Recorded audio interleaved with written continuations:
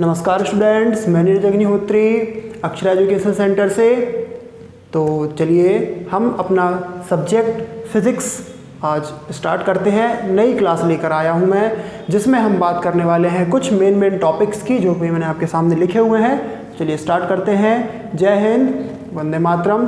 चलिए देखिए, पहला टॉपिक मैंने लिखा हुआ है भाई फ्यूज़ तार। अब फ्यूज़ तार क्या होता है, इसके बारे में थोड़ा सा हम डिस्कस कर लें।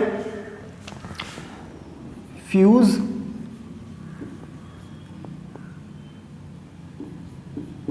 तार, देखिए होता क्या है, आप लोगों ने देखा होगा कि कभी कभी सर्किट में जो हमारे घर का परिपथ होता है, उस परिपथ में यदि कोई इलेक्ट्रॉनिक डिवाइस, उस परिपथ से कोई इलेक्ट्रॉनिक डिवाइस यदि जुड़ी हुई है, तो ज़्यादा करंट फ्लो होने से वो पर्टिकुलर जो डिवाइस है, चाहे वो टीवी हो, कूलर हो, या इवन जो प्रेस करने वाला होता है वो हो, या कोई भी अदर इलेक्ट्रॉनिक डिवाइस हो सकती है, ज़्यादा करंट फ्लो होने से वो डिवाइसेस जो हैं वो जल जाती हैं, है ना। यानी मतलब जो भी उनकी जो सर्किट है इंटरनल, उनका जो आंतरिक परिपथ है वो अधिक धारा वहन नहीं कर पाता और जल जाता है। तो इस चीज़ से मुक्ति पाने के लिए, कहना चाहिए इस चीज़ से बचने के लिए, सर्किट्स जो होते हैं, परिपथ जो होते हैं, उसमें एक ऐसी छोटी सी युक्ति यूज़ की जाती है जो कि इन इलेक्ट्रॉनिक डिवाइसेस को जो है जलने से रोक देती है ना, फ्यूज़ होने से रोक देती है। तो इस डिवाइस को हम कहते हैं फ्यूज़ तार। अब ये जो फ्यूज़ तार होता है ना, ये जो है परिपथ में, एक मैं आपको उदाहरण के तौर पर बता रहा हूँ। मान लीजिए एक परिपथ में 5 एम्पियर की धारा प्रवाहित हो रही है ना, अधिकतम 5 एम्पियर की धारा प्रवाहित हो सकती है एक परिपथ में। तो अगर उस परिपथ में 5 की जगह पर 5.1 है ना, 5.2, 5.5 एम्पियर की धारा प्रवाहित हो जाए, जबकि उस परिपथ की कैपेसिटी जो है वो केवल 5 एम्पियर की है, उससे ज़्यादा हो ही नहीं सकती, और ना ही उसमें उस परिपथ में जुड़े अन्य जो इलेक्ट्रॉनिक अप्लायंसेज हैं उनकी इतनी कैपेसिटी है कि वो 5 एम्पियर से अधिक धारा वहन कर सकें। तो यदि मान लीजिए कभी धारा अधिक बहने लगती है, तो ये सारे के सारे जो उस परिपथ में जुड़े हुए इलेक्ट्रॉनिक अप्लायंसेज हैं वो कहीं ना कहीं डैमेज हो जाते हैं। अब ये जो फ्यूज़ तार की हम बात कर रहे हैं, इस फ्यूज़ तार की जो धारा वहन करने की क्षमता होती है, मान लीजिए यदि परिपथ की क्षमता 5 एम्पियर तक है, तो इस फ्यूज़ तार की क्षमता जो है वो 5 से थोड़ा सा कम, मतलब कि 4.5, 4.6, 4.8 तक समथिंग रहती है।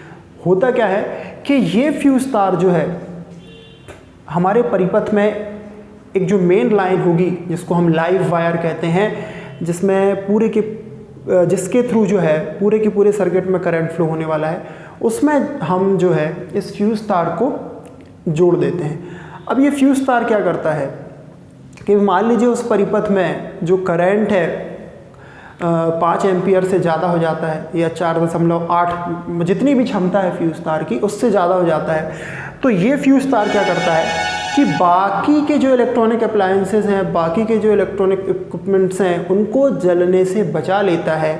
और पहले ही उस परिपथ में जब अधिक धारा आती है, तो ये फ्यूज़ तार से जैसे ही वो अधिक धारा बहने की कोशिश करती है, ये फ्यूज़ तार जो है वो जलकर पिघल जाता है और पूरे के पूरे परिपथ को ओपन कर देता है, खोल देता है ना।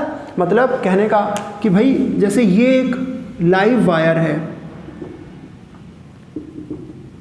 यानी कि मुख्य एक वायर है, मुख्य तार है ये, जिससे कि धारा प्रवाहित हो रही है, और यहाँ से फिर ये जो करंट है ये 5 अलग अलग इलेक्ट्रॉनिक अप्लायंसेस में फ्लो हो रहा है। यहाँ पर टीवी लगा हुआ है, यहाँ पर फ्रिज लगा हुआ है,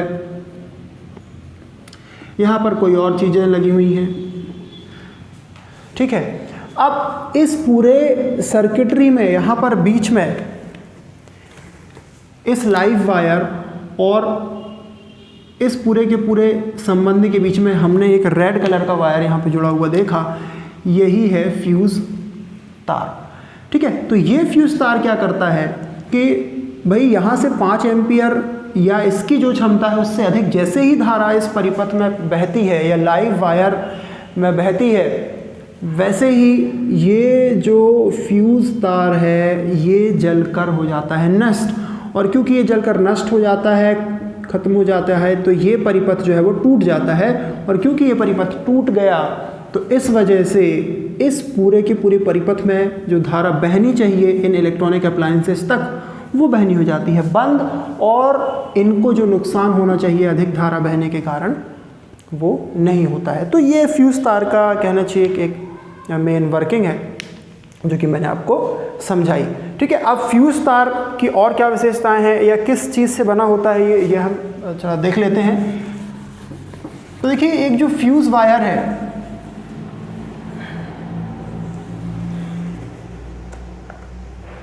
ये टिन और शीशे की मिश्र धातु का बना होता है।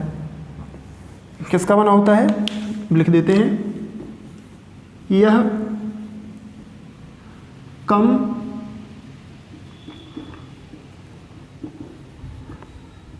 गलनांक वाली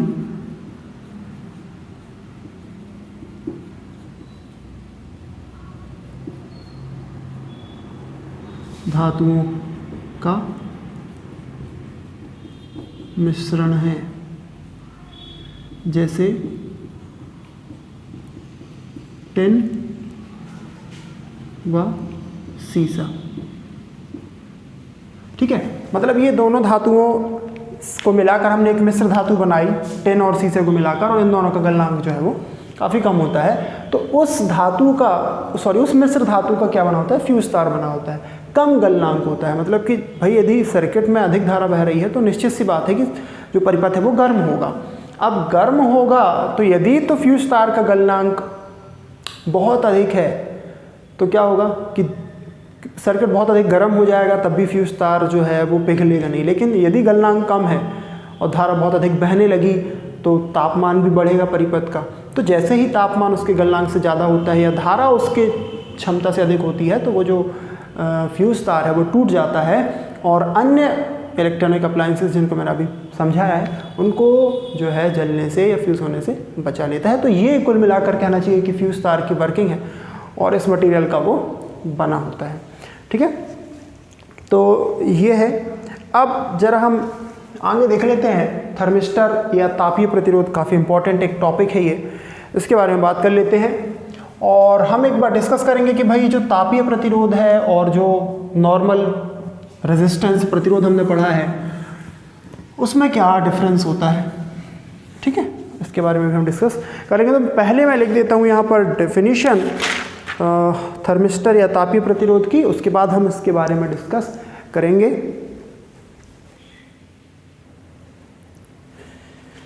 तो देखिए यहाँ पर मैंने थर्मिस्टर के बारे में डेफिनेशन और जो मेन हाइलाइट्स होती हैं थर्मिस्टर से रिलेटेड इंपॉर्टेंट वो भी लिख ली है। तो देखिएगा क्या है कि थर्मिस्टर एक ऐसी युक्ति है जिसका विशिष्ट प्रतिरोध ताप परिवर्तन के साथ बहुत तेजी से बदलता है।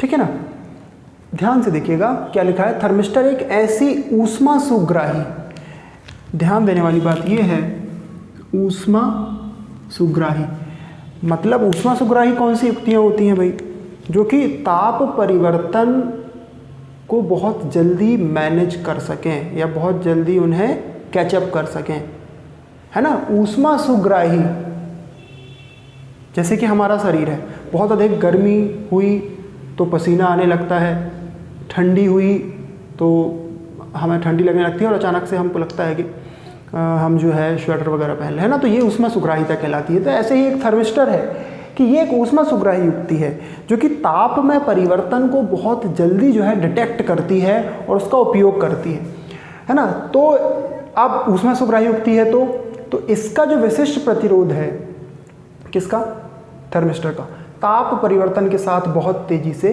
बदलता है। मतलब थर्मिस्टर का जो विशिष्ट प्रतिरोध होगा वो ताप में परिवर्तन को या इसका जो गुण है ऊष्मा सुग्राहिता का उसको जो है बहुत जल्दी मैनेज करता है और उसके साथ साथ ताप परिवर्तन के साथ साथ विशिष्ट प्रतिरोध बदल भी जाता है। ठीक है ना, जहाँ जैसी ज़रूरत होगी जिस तापमान पर उस तरीके से विशिष्ट प्रतिरोध खुद को जो है मैनेज कर लेता है। कहने की बात ये है। अब देखिएगा, थर्मिस्टर के विशिष्ट प्रतिरोध का ताप गुणांक बहुत अधिक होता है। मतलब ताप गुणांक पहले बता चुका हूँ आप लोगों को, पिछली क्लास देख सकते हैं आप, है ना। तो विशिष्ट प्रतिरोध का जो ताप गुणांक है वो अधिक होता है, और ज़रूरी नहीं है कि ये केवल धनात्मक या पॉजिटिव वे में हो, ये नेगेटिव भी हो सकता है। यानी कि जो ताप गुणांक है ये बहुत अधिक धनात्मक भी हो सकता है और बहुत अधिक ऋणात्मक भी हो सकता है। अब ये बने किस चीज़ के होते हैं, ये जो थर्मिस्टर हैं वो एक्चुअल में किस चीज़ के बने होते हैं, तो ये जो है निकेल, तांबा और जो कोबाल्ट जो धातुएं हैं, उन धातुओं के जो ऑक्साइड्स होते हैं, ऑक्सीजन से रिएक्शन करा के जो ऑक्साइड्स बनाए जाएंगे, है ना, वही जो है थर्मिस्टर को बनाने के योग्य होते हैं, और ये अर्धचालक प्रवृत्ति के भी होते हैं। इस चीज़ को ध्यान रखिएगा, है ना, कि निकेल, तांबा और कोबाल्ट के जो ऑक्साइड्स होते हैं वो अर्धचालक प्रवृत्ति के होते हैं। हो सकता है कि ऑब्जेक्टिव्स में इस टाइप का क्वेश्चन पूछा जाए आपसे। तो निकेल ऑक्साइड, कॉपर ऑक्साइड, है ना, ये सब जो है ये थर्मिस्टर को बनाने में उपयोग होते हैं। अब थर्मिस्टर का प्रतिरोध कितना होता है, तो भाई थर्मिस्टर का जो प्रतिरोध, ये विशिष्ट प्रतिरोध अलग होता है और प्रतिरोध अलग होता है। इस चीज़ को आप जो है अच्छे से ध्यान में रखिएगा। तो थर्मिस्टर का प्रतिरोध जो है वो 0.1 ओम से 10⁷ ओम तक हो सकता है।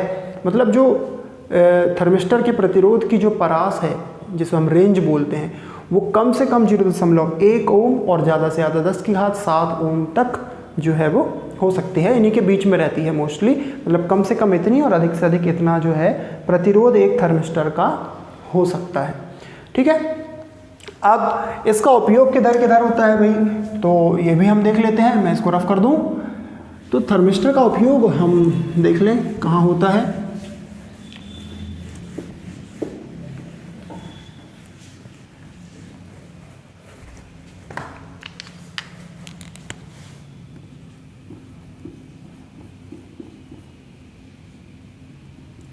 दो उपयोग हम लिख लेते हैं मेन। तो देखिए पहला उपयोग तो इसका ये है कि अति निम्न ताप, मतलब लगभग 10 केल्विन को मापने में।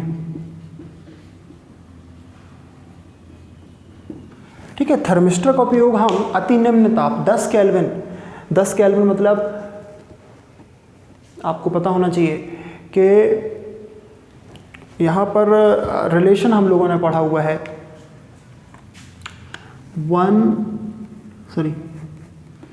0 degree Celsius is equals to होता है 373 केल्विन। ठीक है ना, तो यदि 10 केल्विन की वो बात कर रहा है तो 10 केल्विन मतलब 0 डिग्री सेल्सियस से हम बहुत ज़्यादा नेगेटिव साइड में चले जाएंगे। 10 केल्विन मतलब बहुत कम ताप होना चाहिए एक प्रकार से, यदि हम देखते हैं तो, है ना। ठीक है, तो भाई 10 केल्विन तक के ताप को ये जो है मेज़र कर सकता है। फिर सेकेंड यूज़ हम देख लेते हैं, voltage regulator, time relay switch. जो वोल्टेज रेगुलेटर होते हैं आप लोगों ने देखे होंगे,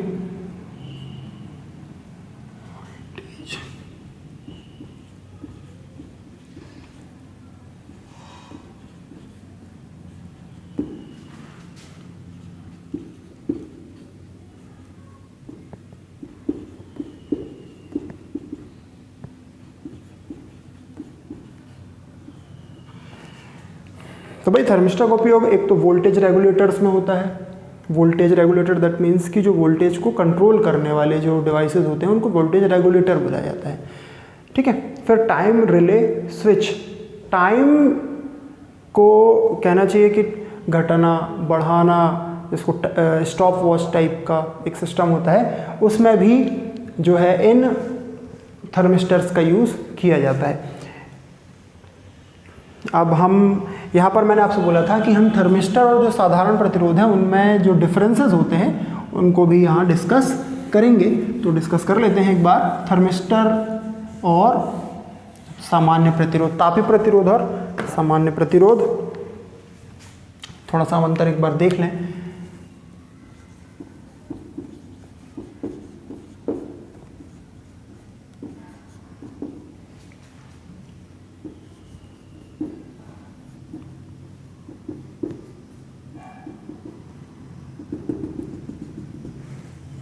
बात कर लेते हैं हम अंतर की। तो पहले मैं इसको लिख लूँ, फिर उसके बाद बताऊँगा। तो देखिए मैंने ये डिफरेंसेस लिख लिए हैं। पहला डिफरेंस है कि विशिष्ट प्रतिरोध अधिक नहीं होता। ये जो साधारण प्रतिरोध होते हैं उनका विशिष्ट प्रतिरोध जो है थर्मिस्टर की तुलना में बहुत कम होता है, जबकि थर्मिस्टर जो होते हैं उनका विशिष्ट प्रतिरोध बहुत अधिक होता है। ठीक है ना। फिर विशिष्ट प्रतिरोध ताप गुणांक धनात्मक होता है। जो साधारण प्रतिरोध होते हैं उनका जो विशिष्ट प्रतिरोध ताप गुणांक है वो हमेशा पॉजिटिव होता है, जबकि जो थर्मिस्टर है उनका जो विशिष्ट प्रतिरोध ताप गुणांक है वो धनात्मक और ऋणात्मक हो सकता है। फिर भाई प्रतिरोध पर ताप का प्रभाव बहुत कम होता है। जो प्रतिरोध होते हैं, जो सामान्य प्रतिरोध हैं, उन पर ताप का प्रभाव पड़ता है लेकिन बहुत कम पड़ता है।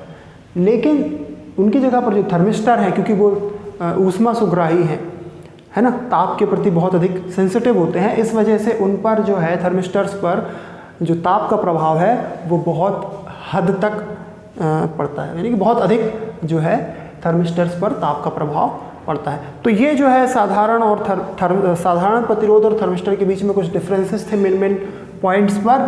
तो ये भी टॉपिक हमारा भी एंड है। लास्ट टॉपिक जो हम डिस्कस करने वाले हैं वो है कार्बन प्रतिरोध और इसका वर्ण कोड, जो कि काफ़ी इम्पॉर्टेंट है इस चैप्टर में।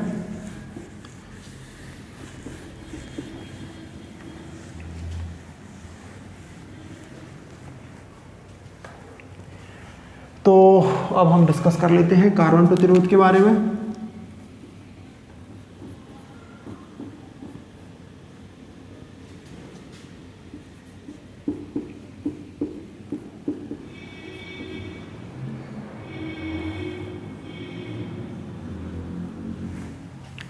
तो देखिए सबसे पहले तो हम ये जान लें कि भाई ये कार्बन प्रतिरोध होते क्या हैं। आप लोगों ने बहुत से इलेक्ट्रॉनिक अप्लायंसेस देखे होंगे, या जैसे टीवी वगैरह होते हैं या रेडियोस जो पहले होते थे, या कोई ऐसे सर्किट्स जिनमें एक ग्रीन कलर की एक आप लोगों ने प्लेट निकली हुई देखी होगी। उस ग्रीन कलर की प्लेट में बहुत छोटे से जो है पार्ट्स लगे हुए होते थे। अब वो क्या होते थे वो तो हम अभी डिस्कस नहीं करेंगे कि वो छोटे छोटे पार्ट्स क्या थे, लेकिन होता क्या है कि एक छोटी सी प्लेट में बहुत सारे रजिस्टर्स, बहुत सारे इंडक्टर्स और पता नहीं क्या क्या चीज़ें जो हैं जोड़ दी जाती हैं और उसे एक पूरा का पूरा सर्किट बना दिया जाता है जो कि पूरी की पूरी डिवाइस को रन कर सकता है। यही चीज़ें हमारे मोबाइल्स में भी होती हैं, है ना। अब इसमें जो है कार्बन प्रतिरोध का क्या महत्व है या कार्बन प्रतिरोध का क्या इससे रिलेशन है, तो मैं बता दूं आपको कि जो ग्रीन सर्किट होता है उसमें आपने छोटे छोटे से इस टाइप का कुछ उसका स्ट्रक्चर होता है, शायद कभी आप लोगों ने देखा हो।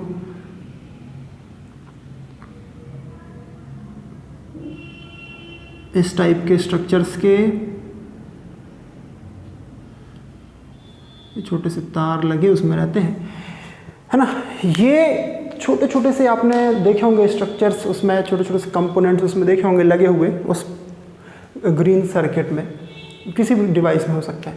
तो ये जो छोटे छोटे से ये जो पार्ट्स होते हैं, जो कंपोनेंट्स होते हैं, इसे ही हम वहाँ पर कार्बन प्रतिरोध कहते हैं। और ये जो कार्बन प्रतिरोध होते हैं ये एक तो बहुत छोटे होते हैं साइज़ में, और इनके जो प्राइस होता है वो भी बहुत कम होता है, और ये जो है बहुत ही कहना चाहिए कि अच्छे तरीके से वर्क करते हैं, या इनका जो प्रतिरोध है वो उस पर्टिकुलर सर्किट के लिए या परिपथ के लिए काफ़ी अच्छा होता है ना। इसलिए ये छोटे छोटे से जो प्रतिरोध हैं, कार्बन प्रतिरोध जिनको हम बोल रहे हैं, वो उस प्रतिरोध सर्किट में जोड़े जाते हैं, परिपथ में जोड़े जाते हैं। ठीक है। अब इसमें जो है ये मैंने 4 लाइंस खींची हुई है, ये मैं आपको ज़रूर यदि मुझे मिलता है तो मैं लेकर आऊँगा और आप लोगों को समझाऊँगा कि ये जो रेजिस्टेंसेस हैं, ये जो कार्बन प्रतिरोध हैं, ये होते कैसे हैं, और इनमें जो ये जो 4 मैंने लाइंस जो ड्रॉ की हैं इनका क्या मतलब होता है। तो इसका मैं आप लोगों को जो है एक डिटेल्ड वीडियो जो है बना कर दूँगा, जिसमें बहुत अच्छे से आपको एक्सप्लेन करूँगा मैं चीज़, ठीक है। तो इस तरीके के कुछ कंपोनेंट्स होते हैं जिन्हें हम कार्बन प्रतिरोध कहते हैं। अब इन कार्बन प्रतिरोधों में ये जो 4 अलग अलग आप लोगों को लाइंस दिख रही हैं, ये जो 4 लाइंस हैं वो शो करती हैं 4 कलर बैंड को। देखिए क्या होगा कि भाई ये छोटा सा एक कार्बन प्रतिरोध है, हमें क्या मालूम कि इसकी कैपेसिटी कितनी है, इसका प्रतिरोध कितना है। तो इसके प्रतिरोध को डिफाई करने के लिए, इसके प्रतिरोध को मतलब कि कहना चाहिए निश्चित करने के लिए इसमें ये पट्टियाँ बनी होती हैं।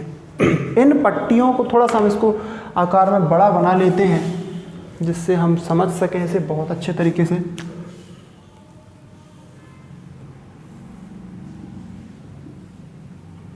इतना बड़ा हालांकि नहीं होता है प्रतिरोध ये, लेकिन समझाने के लिए ड्रॉ कर लेते हैं।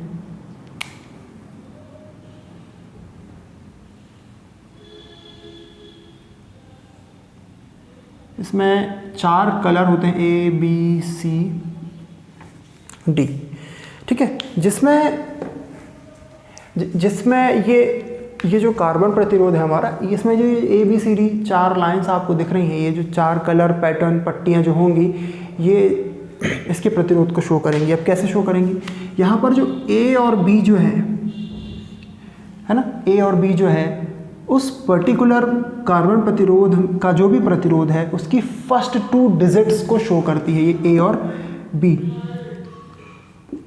फर्स्ट 2 डिजिट्स को। मान लीजिए यहाँ पर इसका कलर कॉम्बिनेशन क्या होगा उसके बारे में हम इसके बाद डिस्कस करेंगे। तो भाई कोई भी कलर हो सकता है इसका, उस कलर के हिसाब से उसको कुछ रेटिंग्स दी गई हैं, जो भी स्टैंडर्ड इंस्टीट्यूट से जिन्होंने इस चीज़ को बनाया है कुछ रेटिंग्स उन्होंने दी हुई हैं। तो A और B जो हैं उस कार्बन प्रतिरोध के प्रथम 2 अक्षरों को शो करता है। फिर यहाँ पर जो C है ये 10 की घात को दर्शाता है, 10 की घात कितनी है ये दर्शाता है। और ये जो D है ये बताता है कि इस प्रतिरोध के मान में कितनी त्रुटि हो सकती है, परसेंटेज की फॉर्म में शो करता है ये, ठीक है। कितनी त्रुटि उसमें हो सकती है, मतलब उसके प्रतिरोध में कितना अधिक त्रुटि हो सकती है, कितनी कम त्रुटि हो सकती है, उस चीज़ को शो करने के लिए ये D जो चौथी पट्टी लास्ट दिख रही है ये होती है, ठीक है। तो समझ गए आप A और B क्या है, इस पर्टिकुलर कार्बन प्रतिरोध के प्रतिरोध को शो करने वाली दर्शाने वाली पहली 2 संख्याएं। फिर 10 की घात जो C पट्टी है ये 10 की घात को दर्शाती है, और D जो है उस कार्बन प्रतिरोध का जो प्रतिरोध है उसमें कितनी त्रुटि है उसको शो करता है, ठीक है। अब इसका कलर कॉम्बिनेशन क्या होता है जरा हम इसके बारे में डिस्कस कर लेते हैं। ये फॉर्मूला हमें ध्यान रखना है, AB × 10⁻⁶ ±D%।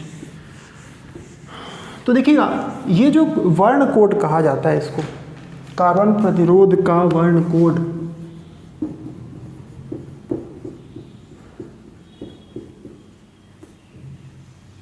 हम इसको ज्ञात करना भी सीखेंगे जो कि बहुत सरल है, फिलहाल हम डिस्कस कर लें। अब देखिए जो भी इंस्टीट्यूट है जिन्होंने कार्बन प्रतिरोध के प्रतिरोध ज्ञात करने के लिए जो एक मेथड बनाई, उसके लिए उन्होंने एक कोड बनाया, कलर कोड को याद करने के लिए उन्होंने कोड बनाया, और वो कोड जो है वो एक सेंटेंस के थ्रू हम समझ सकते हैं। B Roy of Great Britain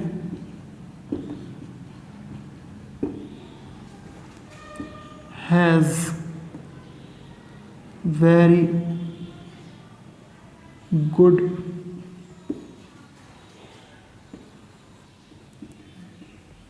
wife।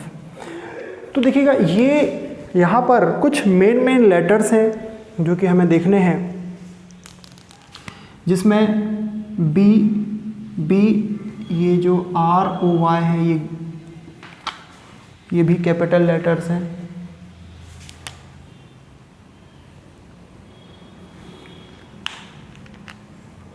ROY यहाँ पर कैपिटल लेटर्स की केवल ध्यान रखना है हमें, B, V, G, W, है ना, इनके तरफ जो है हमें अभी मेन फोकस अपना करना है। अब इन कलर्स में क्या क्या नाम हो सकते हैं ये हम देख लेते हैं। तो ये पहला जो B है ये ब्लैक कलर को शो करता है, ठीक है। दूसरा जो B है वो ब्राउन कलर को शो करता है। फिर R for red, O for orange, Y for yellow, G for green ही होना चाहिए, yes green. Next B brown, black brown, and next is blue, this is violet, the next G for gray, and this is for white। तो ये जो है ये B Roy of Great Britain has very good wife, ये एक sentence है जो कि हमको जितने भी कलर कोड्स हैं उनके बारे में दर्शाता है। अब चलिए हमें कलर मिल गया, हमें एक कार्बन प्रतिरोध मिल गया, उसमें 4 पट्टियां बनी हुई हैं। हम कैसे उसके प्रतिरोध को डिफाइन कर सकते हैं, कैसे उसके प्रतिरोध को डिफाइन कर सकते हैं? तो पहले तो ये समझ लें कि कलर तो ठीक है, कलर हमने देख लिए, लेकिन हमें जो नंबर्स में लिखना है, क्योंकि हमें प्रतिरोध नंबर्स में बताना होगा, हमें वो चीज़ कैपिटल या स्मॉल लेटर्स में नहीं शो करनी। तो देखिए जो ब्लैक है उसके लिए कोड होता है 1, ब्राउन के लिए 2, रेड के लिए 3, 4, 5,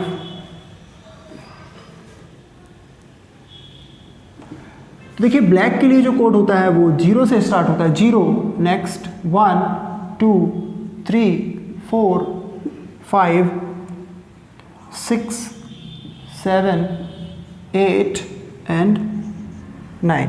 तो इस तरीके से आपने देखा कि यहाँ पर 0 से लेके 9 तक डिजिट्स होते हैं जो कि A, B और C को शो करते हैं, ठीक है। किसको? केवल यहाँ पर मैंने फॉर्मूला लिखा था अभी, A B into 10⁻⁶ plus minus D%।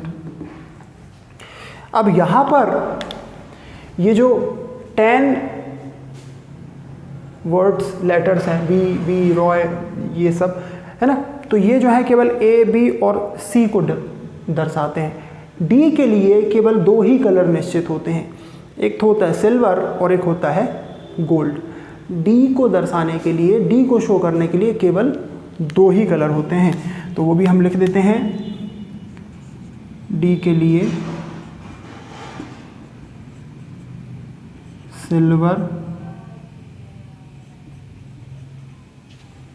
तथा गोल्ड, केवल 2 कलर होते हैं और दोनों की रेटिंग्स भी होती हैं। दोनों की रेटिंग्स क्या होती हैं देख लेते हैं। अगर सिल्वर है तो 10% और गोल्ड है तो 5%, इतना हमें ध्यान रखना है, ठीक है ना।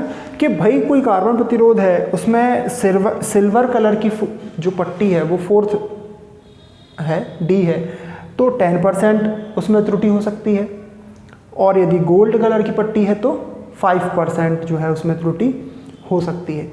चलिए, तो ये तो हमने भाई वर्ण कोड लिख लिया। अब इसको सॉल्व कैसे करें, एक हम एग्जाम्पल लेते हैं। देखिएगा, मैंने एक कार्बन प्रतिरोध बनाया, अच्छे से समझिएगा ध्यान से, हम इसको प्रैक्टिकली भी करेंगे, समझेंगे।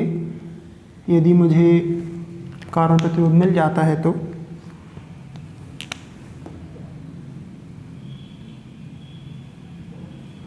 ये 4 पट्टियां हैं, इन 4 में मान लीजिए पहला जो है, पहला कलर यहाँ पर रेड है, सेकंड कलर ब्लू है, ऐसे लिख देता हूँ मैं, थर्ड कलर जो है ग्रीन है, और ये लास्ट जो पट्टी दिख रही है आपको ये गोल्डन कलर की है,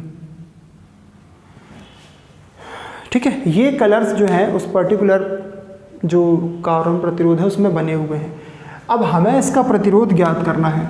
तो देखिए फॉर्मूला हमने पढ़ा हुआ है AB × 10⁻⁶ प्लस माइनस d%। ये AB है, ये थर्ड वाला C है और ये फोर्थ वाला D है। तो देखिएगा फर्स्ट रेड कलर की पट्टी है, रेड कलर का कोड है भाई 2, तो कोई दिक्कत नहीं, यहाँ पर हमने 2 लिख लिया क्योंकि रेड कलर है और रेड कलर के लिए 2 असाइंड है, 2 लिखा। फिर सेकेंड जो पट्टी है वो ब्लू कलर की है और ब्लू कलर के लिए 6 असाइंड है, तो हमने 6 लिख लिया, इन 2 का साइन लगा दिया।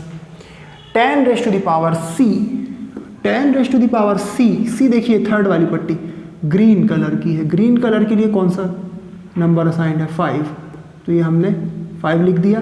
फिर प्लस माइनस लगा के d% मतलब कि 2 ही हो सकते हैं, या तो सिल्वर या तो गोल्ड। तो यहाँ पर गोल्डन कलर की यदि पट्टी है तो हम कहेंगे कि भाई ये 5% इसमें त्रुटि हो सकती है, ज़्यादा या कम।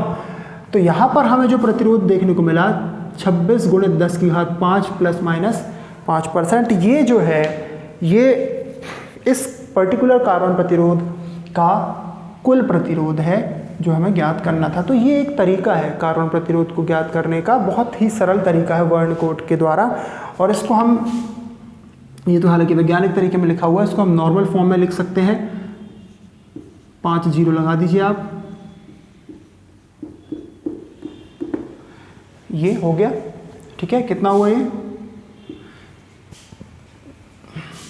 इतना ओम प्रतिरोध हमें इस छोटे से प्रतिरोध में देखने को मिल जाएगा। ठीक है, तो ये था कार्बन प्रतिरोध और उसका वर्ण कोड, और किसी भी कार्बन प्रतिरोध के प्रतिरोध को ज्ञात करना उसमें बनी हुई वर्ण की पट्टियों के माध्यम से। तो नेक्स्ट क्लास में मैं कोशिश करूंगा कि आपको जो है एक प्रैक्टिकली एक कार्बन प्रतिरोध को लाकर समझा सकूं कि कैसे हम ये जो बात कर रहे हैं, इमेजिन कर रहे हैं अभी, इसको प्रैक्टिकली हम कैसे सॉल्व करेंगे। ठीक है, तो आज के लिए फ़िलहाल इतना ही फिजिक्स क्लास में, मिलते हैं नेक्स्ट क्लास में। जय हिंद, वंदे मातरम, धन्यवाद।